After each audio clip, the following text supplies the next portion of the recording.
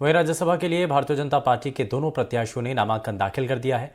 नामांकन के बाद एनडीटीवी से बातचीत करते हुए राजस्थान से बीजेपी के राज्यसभा उम्मीदवार मदन राठौर ने कहा कि मैं तो यहां विधानसभा आना चाहता था, लेकिन पार्टी ने सोचा कि इस सिपाही को किसी और मोर्चे पर भेजना है तो मुझे यहां भेजा।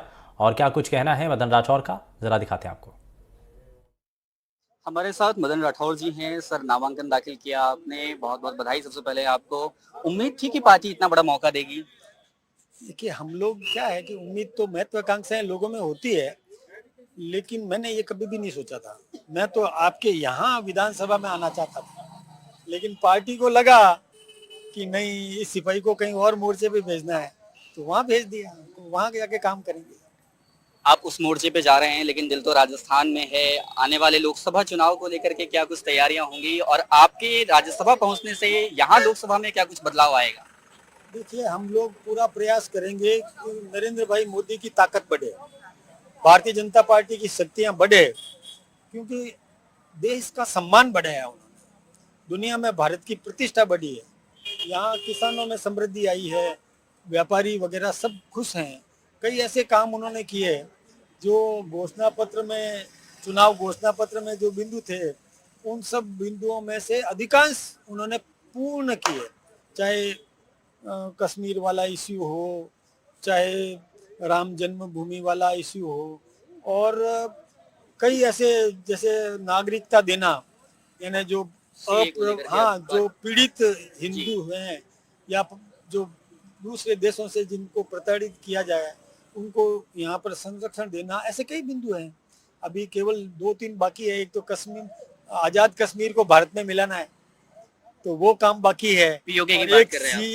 CAA, वो जो है कॉमन सिविल कोड्स जो होता है, जी जी। उसको मतलब ये समान नागरिक संहिता, जी। उसको भी पूरा करेंगे। हाँ। ये कुछ बिंदु बाकी है, वो रखेंगे। अभी किसानों का एक बहुत बड़ा प्रोटेस्ट हो रहा है, और उसको लेकर के खास तौर पे एमएसपी पे बात हो रही है। अभी कांग्रेस नेता राहुल गांधी ने ये कहा है कि हमारी सरकार अगर आती है तो हम एमएसपी देंगे।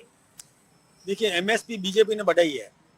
MSP पर 3 बार बीजेपी ने बढ़ाई है। नरेंद्र भाई मोदी ने MSP यानी 2.25 गुना, डबल से लगभग 2.25 गुना MSP बढ़ाई है, मिनिमम सपोर्ट प्राइस बढ़ाया है।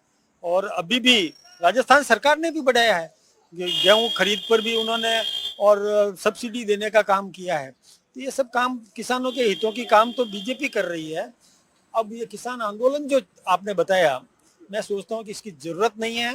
बैठ करके टेबल टॉक करने की जरूरत है और उसका निस्तारण करना चाहिए। सर, आखिरी सवाल मेरा कि आपके साथ साथ 3 प्रत्याशी हैं यहाँ से, सोनिया गांधी भी प्रत्याशी हैं, कांग्रेस नेता, क्या कहेंगे उनको लेकर के, क्योंकि आप सदन में अब साथ बैठेंगे?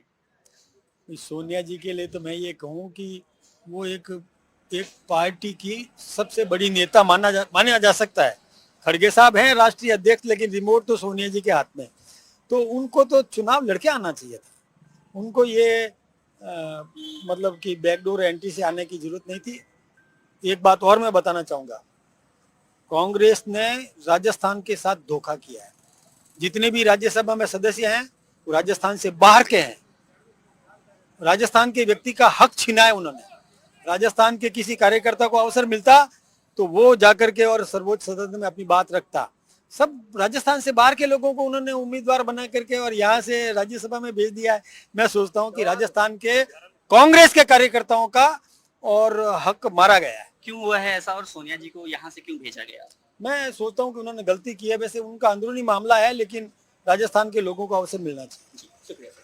तो ये थे मदन राठौर, जिन्हें भारतीय जनता पार्टी ने इस बार राज्यसभा के लिए प्रत्याशी बनाया है।